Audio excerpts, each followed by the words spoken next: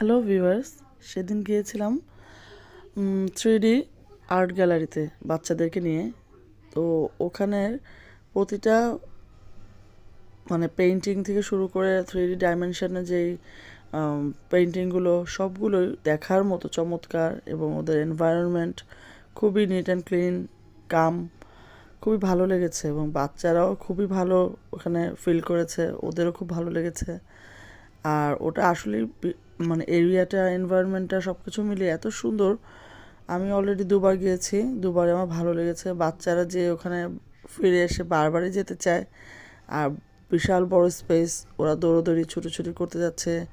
সেই ডাইমেনশন যেভাবে ক্রিয়েট করা আছে, ছবিগুলো পিকচার, ওভাবে ওরাও পোজ দিয়ে ভিডিও করছে, ছবি তুলছে।